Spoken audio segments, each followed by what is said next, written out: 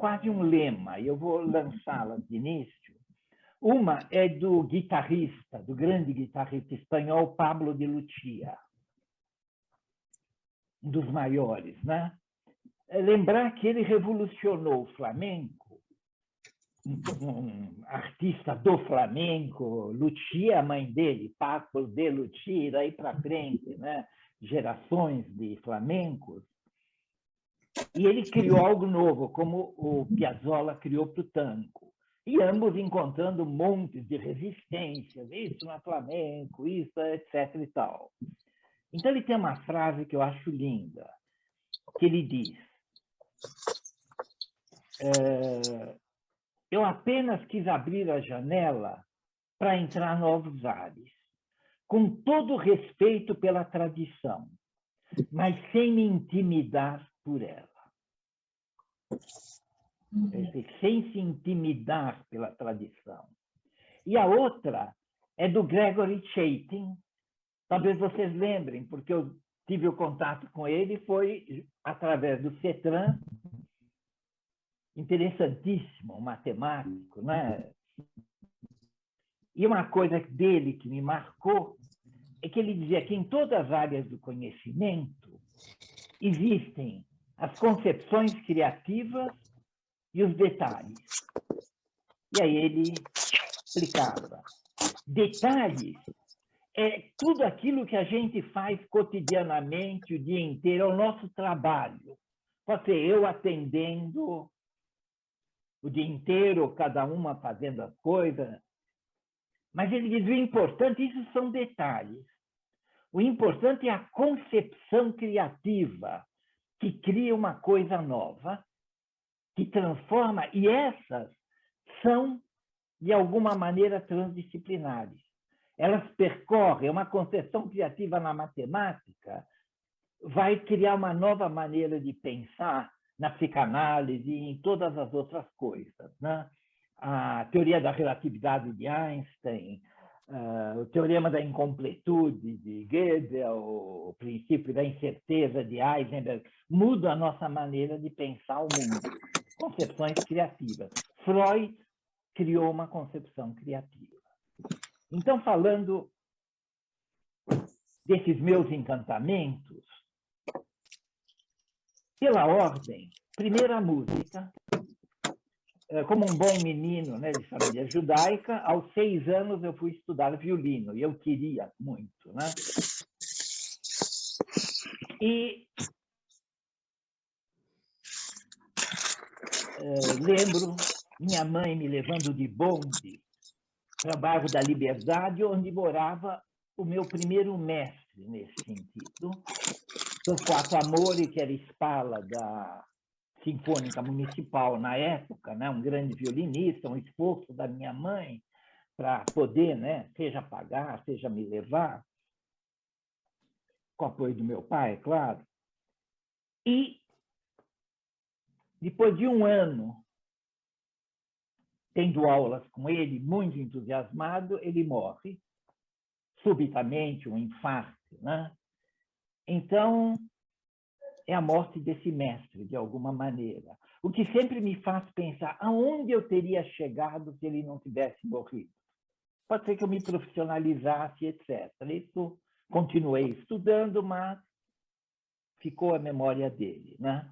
Posteriormente, passei para o violoncelo, sempre foi um encantamento meu, né? E regente coral. Organizei e regi muitos regentes corais, que é uma experiência incrível de juntar pessoas, principalmente regentes corais não profissionais ou semiprofissionais, em que a diferença entre as pessoas, como é que elas se organizam e cantam em conjunto. A experiência coletiva. O segundo encantamento, matemática e física, desde garoto, né? Era fascinado por isso, e, em princípio, a minha ideia era estudar matemática e física. Mas, na época, claro que havia... Bom, mas o que você vai fazer com isso? Você vai ser professor, ou isso, ou aquilo? Então, havia em ser engenheiro, o que também me encantava, E aí eu consegui conciliar, me formando em engenharia civil, e eu me especializei em mecânica dos solos e fundações de grandes estruturas, prédios, pontes, barragens, etc. Para mim, foi uma escolha ditada pelo mistério. Eu acho que o mistério é o que dá um sentido a esse roteiro, porque não é trabalhar com material totalmente conhecido, uma estrutura de concreto ou de aço, por exemplo, mas ter que lidar com a terra. A gente falava há pouco sobre a terra, né? Quase um diálogo entre uma obra humana a ser colocada sobre a terra, a natureza, o cosmos, né? Conciliando as duas coisas e não agredindo-a de alguma maneira, né? Então, esse mistério de ser o solo é heterogêneo e um projeto de fundações implica em marés, ventos, terremotos, sempre muito próximo da natureza. E aí eu faço uma homenagem do meu mestre inicial aí, que é o professor Vitor Mello, que foi meu professor na graduação em engenharia e, posteriormente, eu falo isso com muito orgulho, né? colega de trabalho, não na mesma, digamos, empresa, claro, mas como um colega de contatos, e eu tinha uma admiração enorme por ele, né? Pena ter nos deixado tão cedo. E ao longo desse... Eu pratiquei 20 anos e projetei milhares de obras realizadas, de fundações, etc. A outra, encantamento, o que eu chamaria ciências contemplativas, que partiu pelo meu interesse em meditação, em toda essa outra coisa que, além da lógica racional, pelo menos na época da matemática e da física, hoje em dia elas compartilham todas essas coisas, matemática aleatória, etc. E aí, um outro mestre, Liu Pailin, um mestre chinês, que eu acompanhei, acho que por 30 anos, até a morte dele, e um homem muito sábio, né? Que veio da China com 70 anos para se estabelecer aqui, e uma obra incrível. Claro que se juntou aí leituras de a prática da meditação, de todos esses exercícios, né? Uma questão prática, né? Sentir no corpo essas coisas, né? E, através dele, que era o que se chamava um taoísta. O Tao, que é quase o início, né? A partir dos Vedas, né? De toda a tradição budista, anterior a Buda, budista, e chegando no Zen, que é onde eu me encontrei o abstrato do Zen, a não institucionalização, pelo menos como intenção, né? Aí entra outro, né? E o Liu Pailin como mestre nessa entrada. E, finalmente, a psicanálise, que aos 40 anos eu resolvi deixar, achei que já tinha feito tudo aquilo que tinha que fazer em engenharia e que seria uma espécie de repetição, não que eu soubesse tudo ou novas coisas não pudessem ocorrer, mas talvez uma certa limitação. E é curioso, que até eu falo brincando, e às vezes as pessoas falam, que eu saí das fundações, que são a base profunda, né, das obras, para a mente, que é muito mais profunda, né? Como a mente como uma fundação de vida, né? Quando eu falo mente, é mente, corpo, emocional, racional e emocional, né? E aí um novo encantamento, também pelo mistério, né? De ser algo absolutamente em aberto. E dois mestres, um dos quais eu vou falar, Freud, claro, e Bion. Não sei quantos conhecem Bion mais dentro do campo da psicanálise, e eu vou falar alguma coisa sobre ele. E, finalmente, a transdisciplinaridade, que percorre todos esses caminhos, e aí, mais do que um mestre, eu tenho um grupo de mestres com os quais eu estou falando agora, né? De colegas com inquietações intelectuais e afetivas, etc. Se eu tivesse que escolher um nome de um mestre, eu talvez Edgar Morin. Claro, são muitos outros, mas quase uma homenagem quando ele está fazendo 101 anos. Né? É admirável. Então, é curioso, porque eu vou falar de transdisciplinaridade praticamente sem citá-la muito nesse texto diretamente, pouco, mas ela percorre tudo aquilo que eu vou falar.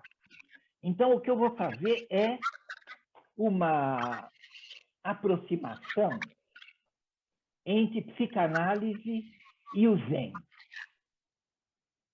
E entre isso, claro, entre a ciência racional e a ciência contemplativa, como eu chamo, e hoje estou convencido que todas as ciências são contemplativas. O pesquisador é parte ativa do processo, ele interfere no processo, e hoje isso está mais do que claro, né? É quase Kant potencializado. Né? Então, eu vou ler, está mais ou menos organizado, um trecho de um texto que eu chamo Psicanálise, Reverie e Meditação. Reverie no sentido de um devaneio, mas que se torna um termo psicanalítico para Bion. Eu vou falar sobre isso. A epígrafe que eu escolhi é de Inácio Mateblanco, um outro psicanalista que estudava o inconsciente, a lógica do inconsciente, etc. E ele diz, num livro dele, imagina o que Kant pensaria se ouvisse Bion, que meditou anos a fio sobre o noumenon incognoscível, falar hoje de maneira que lembra a sabedoria budista, fazendo-nos suspeitar que o incognoscível é incognoscível porque é impensável. Então, eu vou fazer um resumo sobre isso, todos conhecem, né? Essas origens, né? Como dentro do meu caminho, lembrando do Tao Te Ching, que é um dos 5 livros clássicos da filosofia chinesa, atribuído a Lao Tse, que viveu há 2.600 anos, e são 81 poemas que sintetizam essa sabedoria milenar. E poemas que permitem as interpretações as mais variadas. Um livro em aberto. Né? É curioso que tem traduções em todas as línguas, né? E várias traduções em cada língua. E eu não lembro exatamente quem agora que disse uma vez que o Tao Te Ching é intraduzível, inclusive para o chinês. Ou seja, em qualquer língua, inclusive na língua mãe para ele. Né?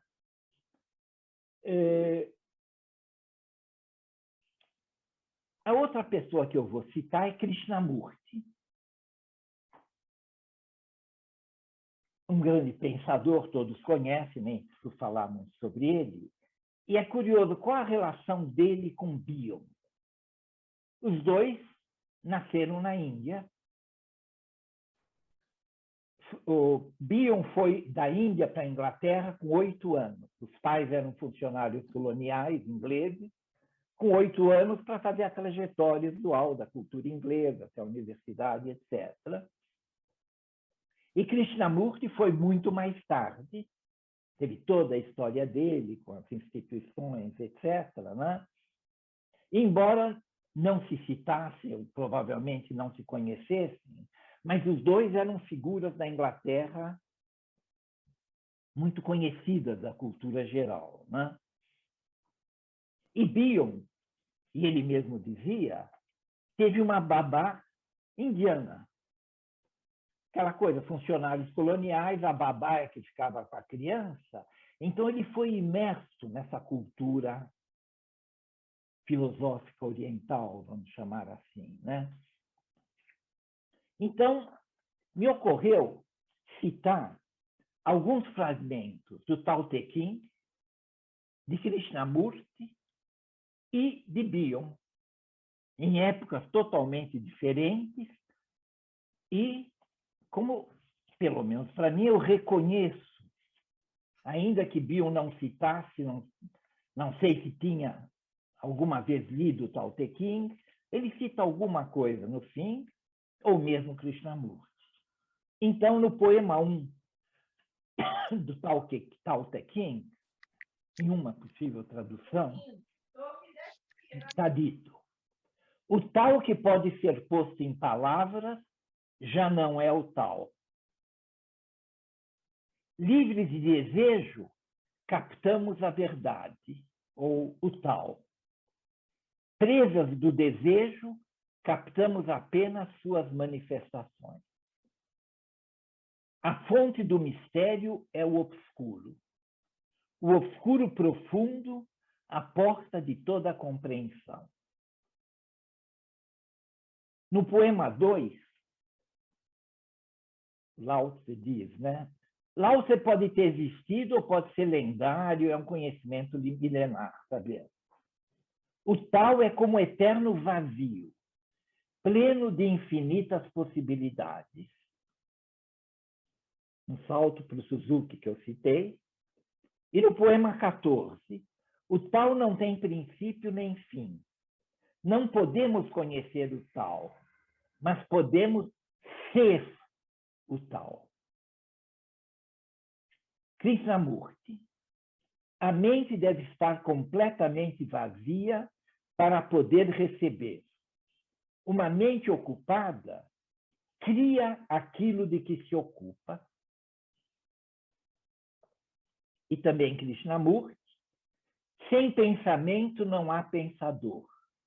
O pensamento é a continuação do passado e aquilo que continua não pode ser livre. Antecipando algo do Bion, vai falar depois, mas Bion tem uma fala escrito em que ele diz: o pensamento antecede o pensador. Quer dizer, a nossa mente, o inconsciente, o consciente, são objetos ou pensador para pensar pensamentos. O pensamento está aí antecipando e procurando um pensador que o pense, de alguma maneira. O que tem tudo a ver com essa frase. E aí, a frase de Bion, que ele diz: pensamentos existem sem um pensador. A ideia de infinito é anterior à ideia de finito. O finito é conquistado do infinito obscuro e sem forma, o inconsciente. Essa expressão, infinito, obscuro e sem forma, é de Milton, do poeta, né? Bion era um ser renascentista, né? Uma cultura muito ampla. Então, já controlar o tempo, eu falei mais do que eu queria, mas vamos até o ponto que chegaram. Algumas frases de Bion, num texto dele muito interessante, é o que eu gosto mais do livro, Atenção e Interpretação. Então, ele diz: em psicanálise, não mais do que em outras investigações científicas, não se pode enunciar os eventos de modo direto, indubitável ou incorrigível.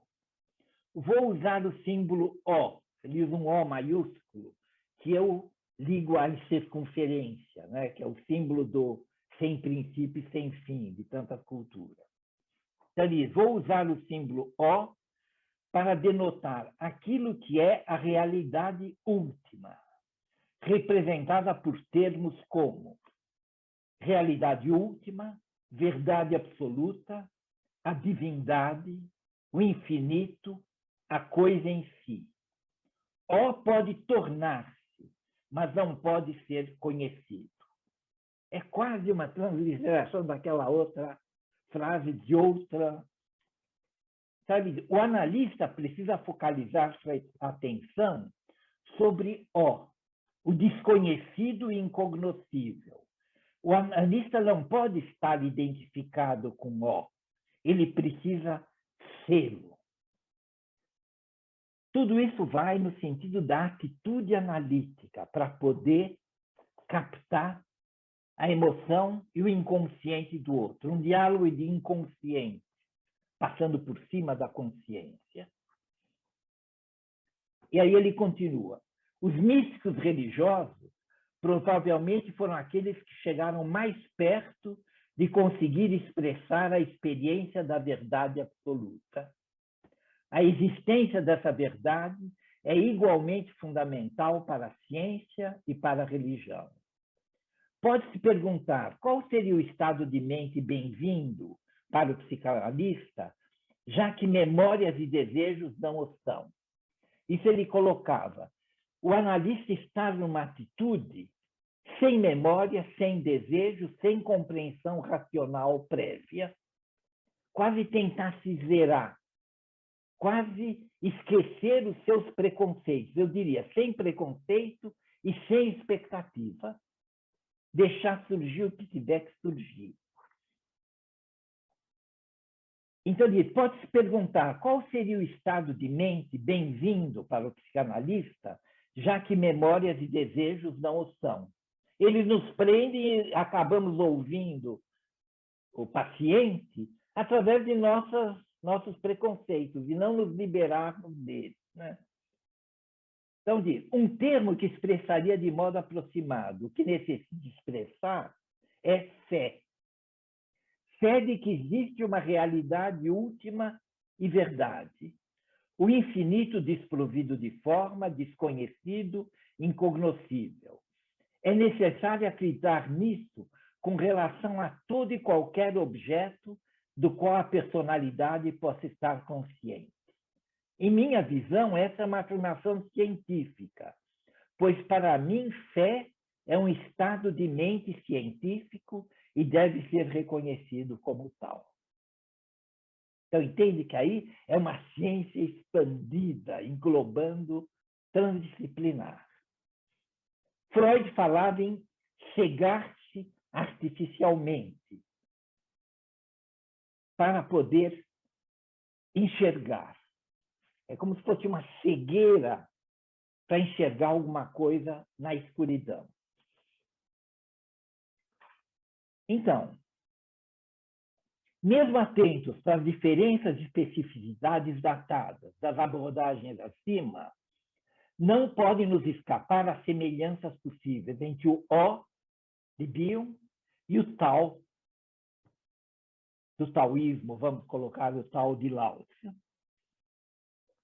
E a atitude do ser humano que possa propiciar estar uno com eles, ser o O, ser o Tao.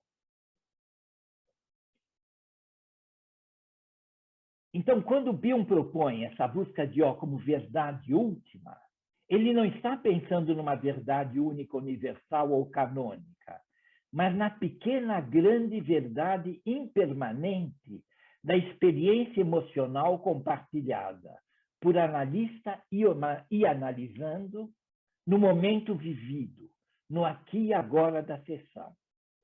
Bion nos fala de uma fé científica do analista na sua própria prática clínica, como propiciadora do desenvolvimento emocional do analisando.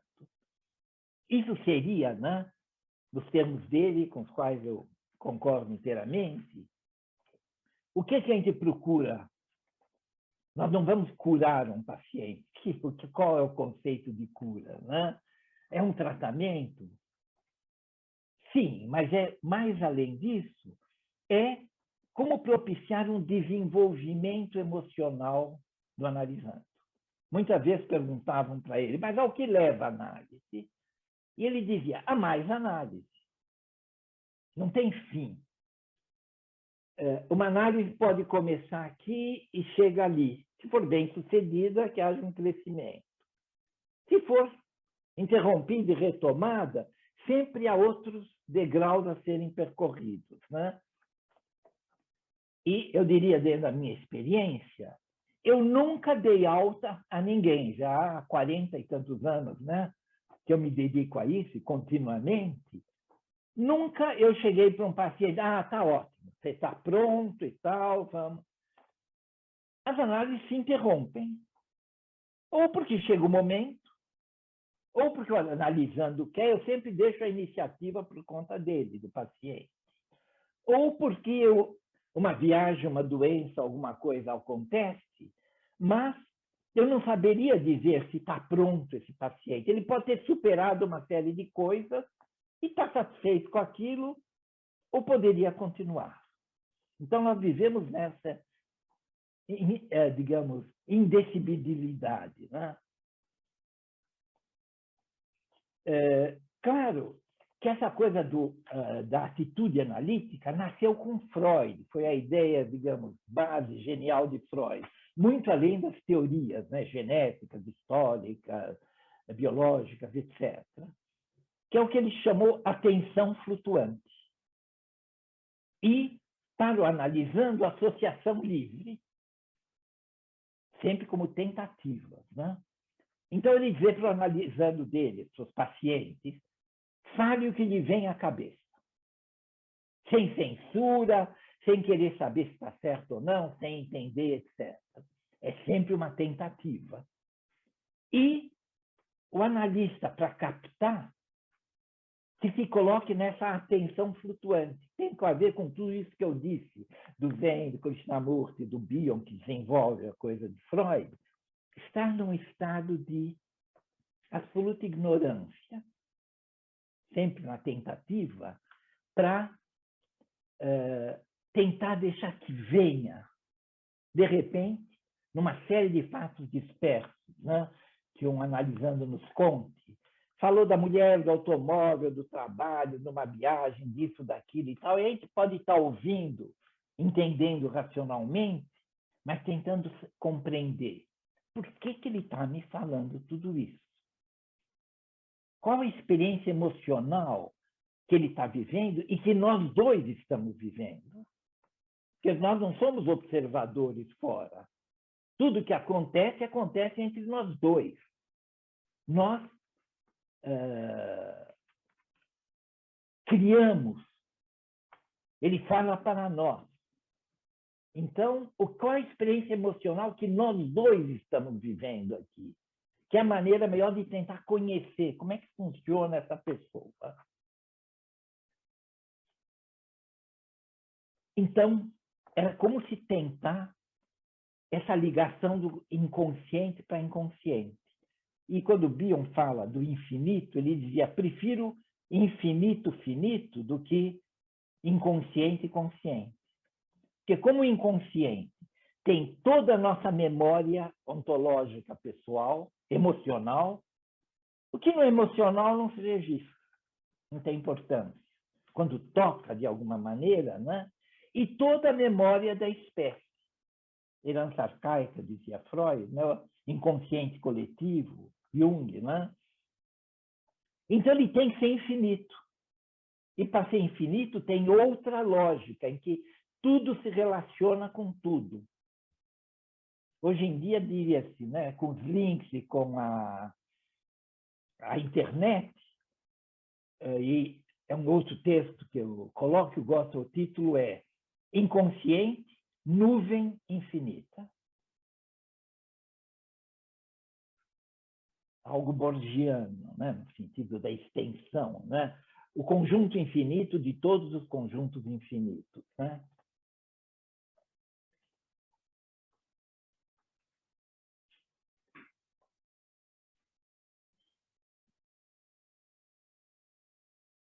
Como trabalharia Bion em sua clínica a partir desses pressupostos teóricos, mas principalmente a partir da atitude de reverie, sem memória, sem desejo, sem entendimento, em busca do ó, que não pode ser conhecido, mas pode ser intuído através de um ato de fé que nos torna unos com ó.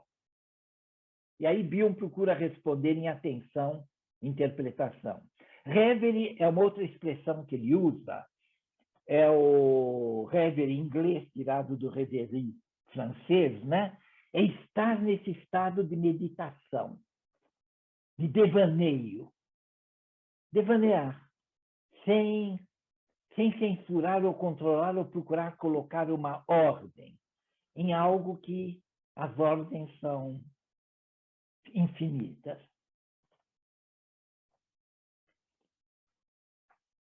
Então, ele diz, para conseguir um estado de mente essencial para a prática da análise, evito qualquer exercício de memória, não faço anotações.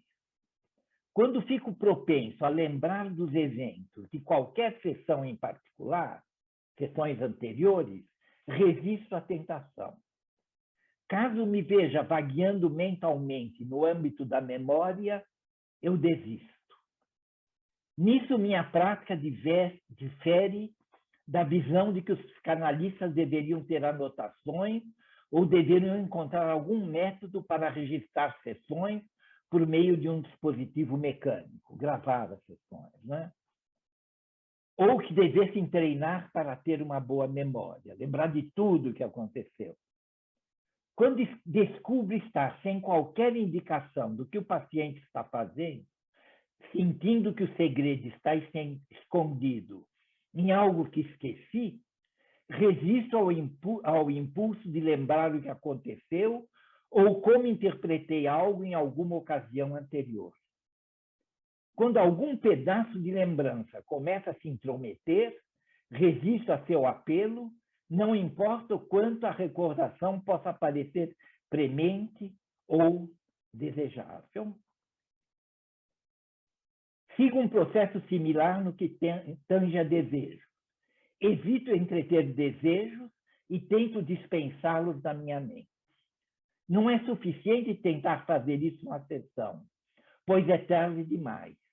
É necessário impedir que o hábito de desejar se desenvolva. Por exemplo, penso que é uma falha grave nos permitirmos desejar o término de uma sessão, de uma semana, de um ano. Interfere no trabalho analítico permitir que desejos a respeito da cura do paciente, do seu bem-estar ou futuro, penetrem na mente.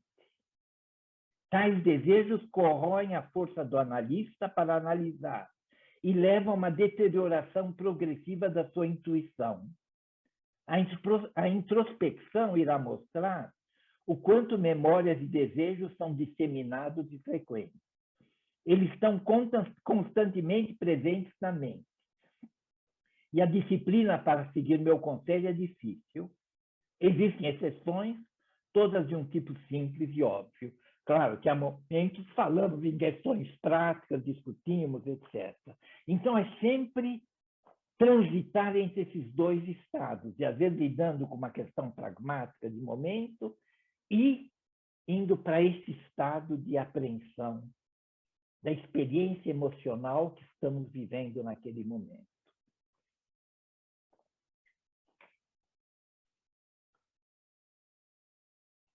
Então, para encerrar, Bion utiliza o termo arrogância como um quase sinônimo de estupidez, para definir a atitude de um conhecedor, entre aspas, que pensa que sabe tudo e se recusa a aprender algo com outro. Algo novo que demonstra a própria limitação do seu conhecimento finito diante do desconhecido infinito. Bacon, né, que dizia, eu trocaria todo o meu conhecimento por metade do meu desconhecimento. Se dar conta disso pode produzir no arrogante uma percepção traumática de si, que Bion chamou mudança catastrófica. É quando, de repente, alguma coisa realmente muda. Tantas vezes pessoas vêm para a análise dizendo, eu quero mudar isso aqui, isso me incomoda. Não dá para limitar. Qualquer mudança real tem o sentido de catástrofe. Mudança de estrofe, né, na tragédia grega. Né? É uma mudança que vai mudar muito além. impossível dizer, eu mudo isso e o resto fica tudo como está. Então, eu termino com uma historinha zen, que eu gosto muito, que diz que séculos atrás, um renomado professor da Universidade de Kyoto ouve falar do Zen, que ele não conhecia, e viaja para encontrar um mestre Zen que vivia numa choupana distante. O mestre o recebe e oferece uma xícara de chá. Enquanto prepara longamente o chá, toda aquela cerimônia, né?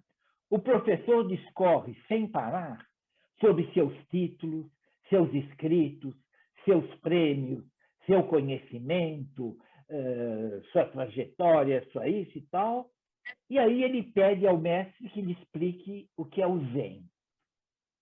Aí o mestre serve o chá, põe uma xícara diante do professor, serve o chá, enche a xícara, ele continua servindo o chá transborda sobre a roupa do professor, sobre a mesa, etc., que pergunta surpresa, mas o que acontece? E o mestre responde, quando a xícara está cheia, não cabe mais chá. Ou seja, ao longo de toda a vida, como é que a gente esvazia a xícara para caber uma coisa nova? Isso tem a ver com Zen, tem a ver com Bion, e tem a ver essencialmente com transdisciplinaridade, né? Em que os limites entre as coisas vão se diluindo de alguma maneira. Só mais uma coisa.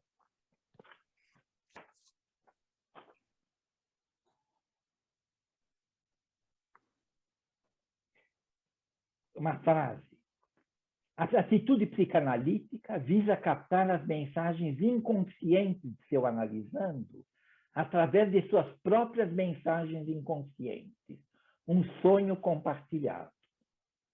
Escutamos o que diz nosso parceiro no jogo psicanalítico, eu gosto de chamar de um jogo psicanalítico, transitando entre o sonho infinito do inconsciente e as demandas finitas de nosso consciente cotidiano. Eu fecho com uma frase do Otávio Paz, numa introdução do livro do Haikai do Basho. O auge do instante contemplativo é um estado paradoxal. É um não ser no que, de alguma maneira, se dá o pleno ser. Então, era isso aí, gostaria muito de ouvir vocês. Posso falar? Sim, claro. Oi, bom te ouvir, sempre bom te ouvir, Inácio. E eu queria fazer perguntar uma questão que sempre me intriga, que é o seguinte, é a questão da questão do lugar do método na transdisciplinaridade, e a minha questão vai no seguinte sentido. Você podia falar um pouquinho mais sobre o não lugar do método, ou o lugar do método, nessa forma onde você descreve, no diálogo de dois subconscientes, e que aonde tem que existir essa abertura transdisciplinar no decorrer da ação, como é que fica essa questão do não existir um lugar para o método ou existir um lugar para o método? Qual é a medida? Como que se procede nesse sentido? Porque essa é uma questão que me intriga com relação à própria transdisciplinaridade, porque eu sinto que, no nível de realidade da transdisciplinaridade, nós não podemos falar de método. Então, eu diria, você já respondeu de certa maneira, mas eu vou falar. Eu também não acredito que no processo psicanalítico, na prática psicanalítica, possa se falar em método. Tem outra expressão que é muito comum, dizer, na formação psicanalítica, né, tem uma cadeira, assim, teoria da técnica, que eu acho péssima, né? Não há uma técnica, a não ser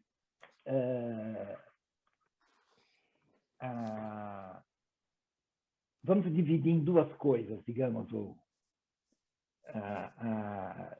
já partindo de Freud, dois campos. Um campo teórico. Então, que tem um campo genético, né? Ou da relação do bebê, o Édipo, que eu também acho uma expressão. O Édipo não tinha a menor ideia que aquele era o pai dele, então ele não estava jogando as suas rivalidades com o pai ou a coisa com a mãe. Ele, claro, Freud é uma coisa poética dele usar, mas não. Então, todas essas tentativas, né, de compreender com várias teorias, e pegando qual a medida, eu diria que não tem medida, ou é muito difícil de. E algo que o Bion dizia, e que tem a ver com isso, ligando a isso que eu falei aí no final das coisas que ele diz, que ele dizia que quando, atendendo um paciente, nos ocorre uma teoria que possa explicar aquilo que ele está falando, certamente ou provavelmente isso é uma resistência do analista. A gente fala muito em resistência do analisando, né? Como ele resiste a tocar em questões que ele não sabe, que são novas, mudanças, né? Como é que tolera uma mudança, né? Então, a mesma coisa. Quando ocorre, não se prender, deixar esquecer a teoria. Na hora de atender, esquecer totalmente a teoria. Isso, para mim, fico muito contente de ter conseguido isso, no sentido de que até se ocorre uma teoria, deixa... Porque, em grande parte, nós estamos lidando com desconhecido o tempo inteiro, e um desconhecido muito oculto, muito misterioso, que usa uma linguagem e uma lógica totalmente diferente. Então, é muito comum em dizer, pô, eu preciso dizer alguma coisa, né? Eu sou psicanalista dele, eu estou recebendo, está me pagando para isso, né? Então, se vem uma teoria, é porque não está aguentando a tensão emocional de não saber o que está acontecendo. E é importantíssimo que o analisando saiba que a gente não sabe tudo e que a gente pode não estar entendendo nada. E se às vezes você não me diz alguma coisa, olha, não tenho o que dizer porque eu ainda não entendi, não há alguma coisa que eu possa dizer. E agora eu me lembrei de uma coisa, que até no começo a gente estava conversando, logo antes da palestra, atendi uma mulher que teve duas crianças, estão com 4 meses, 2 gêmeos, que nasceram, né, tiveram problemas prematuros, etc., e agora já estão, né? E aí ela me conta muito, e tem a ver com isso, muito ansiosa, né, e culposa se ela está sendo uma boa mãe. E o que fala esse tem que fazer, e a amamentação, se até quando vai amamentar, e quando mama, e quando não mama, e se pode dar a fórmula tal, todas essas regras do método, né? Mas, em certo momento, no meio disso, ela me diz que digamos, um dos Menezes está mais fraquinho, digamos assim, né? Então, diz que o bebê chorando, né? E aí ela vira para ele e ela me conta, né? E ela diz, Tomás, o nome dele, Tomás, eu não estou conseguindo entender, não estou conseguindo entender o que você está querendo falar para mim. Por que você está chorando? É quase um reconhecimento, né, de que... E ela falou que ela falando, de repente, ele acalmou. Eu falei, é isso mesmo. Ele pode não entender as palavras, mas a música, o tom, de alguma maneira essa coisa se transmite. Então, quase para acalmá-la, no sentido dela não entrar numa das teorias, ou naquela hora, viver aquilo que for, né? Então, não sei se eu respondi, mas Sim. foram as Obrigada. coisas que me ocorreram quando você falou. Obrigada, obrigada. Inácio, eu também tenho uma pergunta. Então, eu liguei, não podemos conhecer o tal, mas podemos ser o tal. Não podemos conhecer o ó, mas podemos ser o ó. E eu pensei, bom, não podemos conhecer a transdisciplinaridade porque é tão vasta, mas talvez nós possamos ser transdisciplinares, né? Como é que você vê isso? Olhe, ótimo você colocar. Tem a ver com alguma coisa que a gente falava antes de começar, né? Como é que é ser transdisciplinar? Acho que a transdisciplinaridade não é uma teoria, pode ter a sua teoria, pode ter, né, todas as coisas e tal, mas é uma maneira de ser no mundo. É uma maneira, um tipo de cabeça, né? Não é aquela expressão meio geral de cabeça que a gente usa, né? Porque tira as fronteiras, né? Isso acho que o Bacharach falava muito bem, né? De diluir as fronteiras entre as áreas de conhecimento, essa é minha área, são todos recortes de um certo conhecimento geral que engloba tudo. Então, isso dá como é que eu diria? Um sentido de menos importância ao ego, ou menos importância daquilo que ele está fazendo, ou até da competição com outra maneira de ver, porque todas elas são possíveis, todas elas se somam, né? Então, Daí nesse a gente sentido, chega à questão do método da Maria, quer dizer, nós temos muitos métodos, muitas ferramentas. Como você chega numa sessão de análise com muitas teorias, né? Mas você vai puxar aquela ferramenta, aquele instrumento, aquele fio, né? Vai puxar o conhecimento do Bion, o conhecimento do Freud, o conhecimento do Zen, em função do que está acontecendo ali. É como se a gente tivesse uma mala, né, cheia de coisas, né, mas que a gente precisasse estar vazio o suficiente, disponível o suficiente, desapegado o suficiente para saber qual é a ferramenta metodológica que se adequa ao que está acontecendo aí. Quer dizer, ao mesmo tempo precisa-se de todo o conhecimento teórico e ter uma tabula rasa em algum lugar para estar disponível e saber, bom, qual é né, o locus, o momento oportuno, kairos, né, para que tipo de conhecimento para eu poder ajudar, porque existe na análise um sofrimento. Eu acho que a pessoa que vai para a análise, ela vai com sofrimento. claro. E ela vai relatar esse sofrimento. E, em algum lugar, nós vamos tentar, de inconsciente para inconsciente, ouvir, ressoar e tentar buscar puxar um fio que defina a causa, a origem.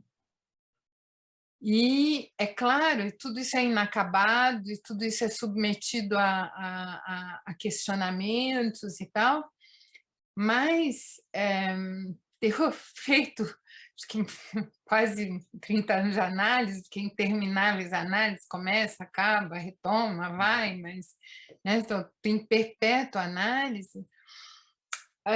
É tão bom quando você sai sofrendo menos, se entendendo mais, né? Que tem menos sofrimento, que tem menos dor, que tem alguma coisa que te mobiliza para continuar, para atravessar, E então eu acho que não dá para a gente fazer uma tábula rasa de tudo, mas dá para fazer uma tábula rasa do momento para saber qual a palavra que você vai trazer para aliviar um pouco esse sofrimento e dar alento e mostrar uma luz. E eu penso no Oriente, a questão do guru é aquele que ilumina o escuro, né? Quer dizer, como é que isso fica, né? Olha, pegando o exemplo dessa mulher que eu disse com as crianças, né? Essa expressão reverie, que Byung usa, ele toma como exemplo, como modelo, exatamente a relação de uma mãe com um nenê, no sentido de entender outra linguagem, né? Primeiro do acolhimento, isso é fundamental em psicanálise. Poder ter um acolhimento. Eu seria incapaz de atender alguém que eu não goste. Pode ter momentos, né, em que eu não esteja gostando, ou pode ter um começo de análise que vai funcionar, não vai, mas tem que ter um afeto de alguma maneira, né? Não é como no começo, isso não pode ter afeto, como se fosse uma coisa racionalista. Não. Lacan, né? Claro, então um acolhimento e gostar. Eu gosto de todas as pessoas que isso não tem nada a ver com sedução, com etc. Né? Então, de isso propiciar que a pessoa possa trazer, sentir o seu sofrimento entendido. Às vezes pode se colocar em palavras, metáforas, em silêncios, tudo isso, né?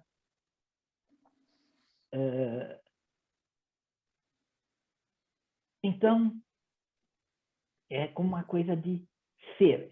Digamos assim, é uma equação impossível. Absolutamente impossível, porque tem que juntar um conhecimento com esquecer o conhecimento, deixar as ferramentas todas e, a partir de certo momento, é uma questão que se coloca entre, por exemplo, a visão acadêmica, né, de psicanálise, estudar na universidade, claro, tem que ser estudado, etc., né? E a prática da psicanálise, elas colidem de alguma maneira, né? Um grande conhecedor de psicanálise acadêmico, sem a prática direta, pode estar menos preparado para ser um psicanalista do que alguém muito sensível, sem nenhum conhecimento disso, disposto a ouvir. Então, eu não estou minimizando nada contra o conhecimento, etc., mas tem realmente uma equação irresolvível de como conciliar as duas coisas e poder, naquela hora, estar lá. Nem sempre a gente consegue, claro, porque as nossas questões estão sendo colocadas. Pacientes, eu digo que eu continuo fazendo, já fiz várias análises também ao longo do tempo, né? É importante, mas já há muito tempo, eu continuo fazendo minha análise todo dia, quando eu estou atendendo. Não é só analisando que está se analisando. Eu estou me analisando. Eu brinco que é como se fosse um jogo a dois, em que os dois resolvem se analisar, e um assume o papel de analista e outro assume o papel de analisando. Se trocasse os papéis, imaginando, às vezes, atendo na poltrona, às vezes no divã, não há obrigatoriedade, mas trocar de lugar. Então, agora eu vou para o divã, falando metaforicamente, você vai para a poltrona, provavelmente a pessoa iria me analisar. Claro, tendo uma experiência, tendo uma vivência, né? Pode nem ser só psicanalítica, pode ser uma vivência estética e, né? Cultural no sentido amplo, né? Então, assume o papel, né, de alguma maneira. Tem a ver com se presentificar, né? A questão do Heidegger, da Maria e da Vitória trabalham tanto do Dasein, do se presentificar, de se tornar presente ao que está ocorrendo, né? Isso. Talvez ser transdisciplinar também é se presentificar, ter uma presença, estar inteiro ali, né? Integrado, corpo, mente, emoção, paixão, razão, toda esse complexo social, o mistério incognoscível, e está aí, né? Está presente, se Eu vou dar um outro presentificar. exemplo. Aconteceu hoje, um homem que eu atendo, né? E ele me conta um episódio que, no domingo, ele e a mulher discutiram, etc., por causa de uma coisa boba, etc., e tal, né? E, bom, em resumo, ele me conta que eles viajaram para um lugar e aí já estavam preparando as coisas para ir, a escova de dente dele estava em cima do móvel e tal, e aí ela disse, olha, não esquece de levar a escova de dente. Falou, tá bom, eu vou escovar os dentes, depois eu... Ele foi, escovou o dente, deixou lá, viajaram. Quando chega aqui, ele lembra que ele esqueceu a escova de dente lá, ou ela percebeu, cadê a escova de dente e tal. E aí ela fica bravíssima. Não, como que tal? Né? Ele não entende. Bom, mas por causa de uma bobagem dessa, né? Uma escova de dente, eu compro outra. Custa quanto? 20, 30 reais, eu compro, tal. Ele não estava entendendo o que eu pude colocar, que o que ela estava reclamando é que ela não se sentiu ouvida. E, de repente, isso eclodiu num fato concreto que ela pudesse colocar. Você não me ouve. No caso da escova de dente, sim, podia ser algo exagerado, mas que exprime uma situação vivida, né? Isso tem a ver com a presentificação, que você diz, né? A pessoa sentir que o outro está lá, ouvindo. Não, eu aprendi com a Maria e com a Vitória, eu estou copiando a questão do Dasein, né? Ser, né? Do ser aqui, agora, né? E se presentificar. Mas é tão bonito, a Cecília Gasparian quer falar. Ah, pois não. Não, não quero não falar. Eu quero, Oriana quer. Oriana White. Eu adorei, tá mas bom. eu não quero, estou ouvindo apenas. Muito obrigada, está maravilhoso. Tá muito bom. Olha, então, boa noite para todo mundo, esse CETRANS maravilhoso que eu adoro tanto. Inácio, muito obrigado pela sua fala. E eu fiquei muito feliz quando você estava falando do método e que às vezes a gente começa e é importante que não tenha método, né? Eu sou pesquisadora e na minha área a tal da metodologia, o método, a técnica é muito sério, é muito enfático. E eu sou há muitos anos pesquisadora. Então, cada vez mais eu me convenço que eu faço um trabalho melhor, eu entro mais a fundo quando eu não entro com nenhum método. Eu começo a escutar a pessoa, e aí eu vejo que pergunta, que área, e depois se tiver que participar de um grupo, e depois do grupo alguma antropológica, mas eu preciso ficar livre. E ninguém me entende. Ninguém me entende, sabe? Quando eu falo, olha, vamos começar, depois a gente define a metodologia. Ah, não, como assim? Vamos começar depois? Não, eu quero saber. Você tem que orçar. Quanto que é, quantos grupos, quantas entrevistas. Tudo bem, a gente vai orçar, mas deixa eu começar primeiro. Não vai custar nada, né, começar. E é muito difícil. Então, quando você fala que até eu fiz psicologia na primeira faculdade, daí eu fiz o mestrado na FE, depois fui para a ECA, fiz o doutorado, e agora estou voltando para psico, tudo na USP.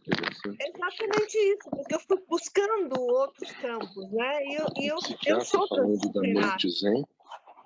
Então, na verdade... Está entrando uma voz aí, se desligar o microfone.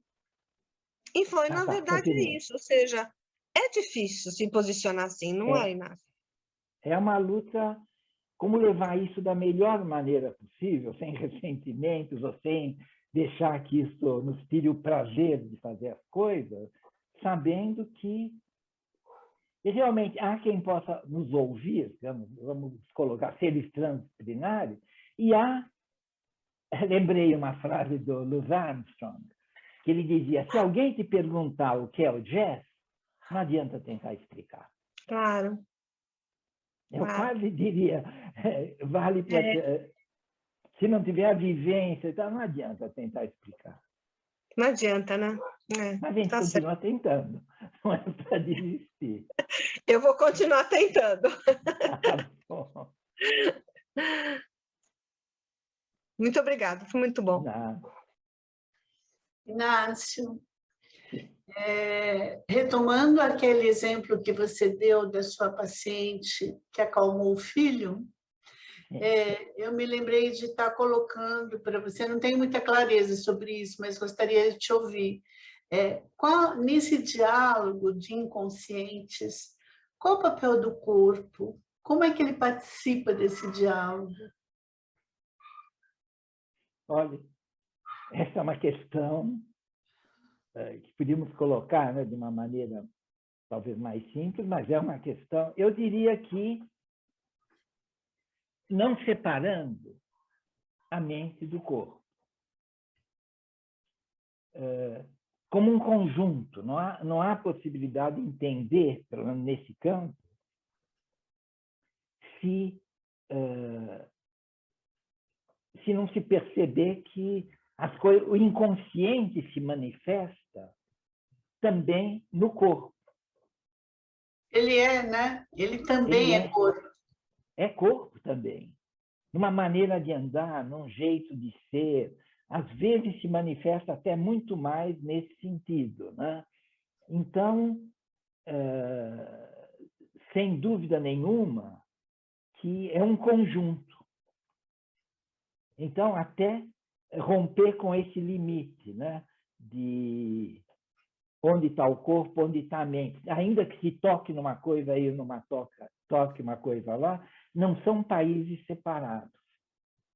Se entranham, né, de uma maneira, né, que, respondendo de uma maneira breve, né, eu diria alguma coisa desse tipo, né? E vale no atendimento o corpo do analista recebe o inconsciente do analisando.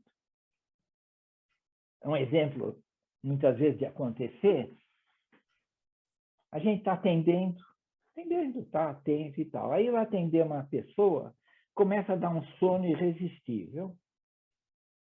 E não obrigatoriamente que a pessoa seja chata ou qualquer coisa assim, pode ser também, mas dá um sono irresistível, né? Já falando de uma série de coisas e tal. Ou pode dar uma dor de barriga, ou uma dor de cabeça, ou um sentimento físico, né? Isso tudo não está acontecendo por acaso. Tanto que a gente acaba de atender aquela pessoa, né? Porque no intervalo vai atender e continua atendendo várias, nada disso acontece. Porque, é claro, as emoções que não conseguem ser colocadas em palavras ou pensadas se manifestam no corpo. Até na doença, nos limites mais extremos, né? Então, são inseparáveis, né? Como eu vejo. Como muita gente vê, né? Claro. A gente precisa olhar mais para isso, né? Sem dúvida. Não colocar uma coisa intelectual, a mente, só não. Olhar o corpo, ver o gesto da pessoa, né? O modo como ela entra, o modo como senta. Inclusive o nosso próprio, né? Sem dúvida nenhuma. O nosso próprio corpo nos dá ideias do que está acontecendo. E, claro, vale para uma sessão de análise, mas vale na vida. Se não for como a vida, não é psicanálise, é uma teoria criada. Então, todas essas atitudes, inclusive, sem memória, sem desejo, com limitações, né, que é a vida do dia a dia, mas tem que estar, de alguma maneira, incorporadas no nosso dia a dia, numa conversa com a mulher, com o marido, com o filho, com etc. e tal, né? Quase como se a gente parasse um pouco e dissesse, peraí, o que eu estou achando? O que está acontecendo? Dessas geradas momentâneas, né? Ou uma coisa que Bion dizia, olhar e que provocou, né? Olhar um analisando como se fosse a primeira vez. Imagina alguém que a gente está atendendo há anos, mas procurar a cada sessão olhá-lo como se fosse a primeira vez. E não, agora vem vindo aquele histérico, aquele... Isso vale, eu acho importantíssimo, na nossa vida diária. Um casal casado há tantos anos que, de repente, olhasse o outro como se fosse a primeira vez. Como se estivesse conhecendo a pessoa naquele momento. Se deixar surpreender de toda uma série de coisas já estabelecidas. Para um filho, né? Para um amigo. Tem a ver, seja, eu acho, uma contribuição da psicanálise, da atitude psicanalítica para a vida de um modo geral, essa tentativa de ver as coisas como se fosse a primeira vez. Muito obrigada. Nada.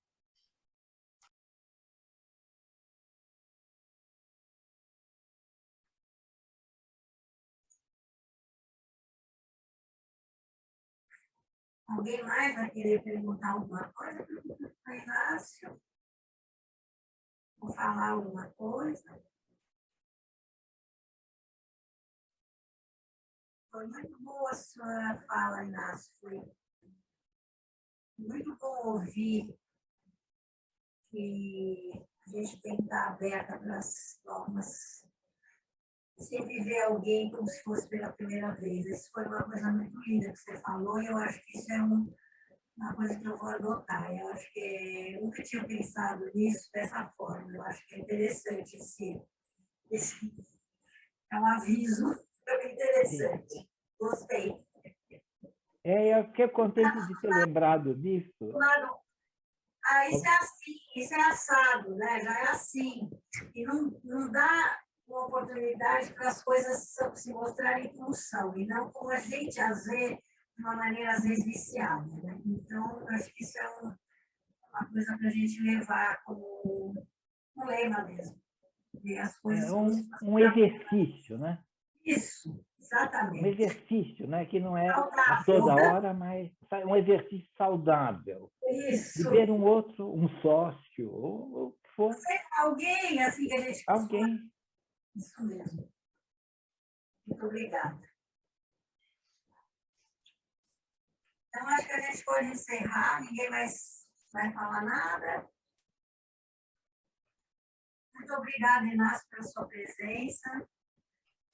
Muito obrigada, Inácio. Muito obrigada. Gratidão. Obrigada, viu? Saudades suas. Muito bom te ver.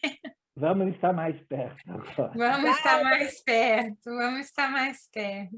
Eu agradeço muito, né? Porque quando eu falava em acolhimento, se sentir ouvido, eu me senti muito ouvido hoje. Inácio, eu estava pensando fechar com uma frase do Lao Tse, que eu vou te dar em francês e tentar traduzir.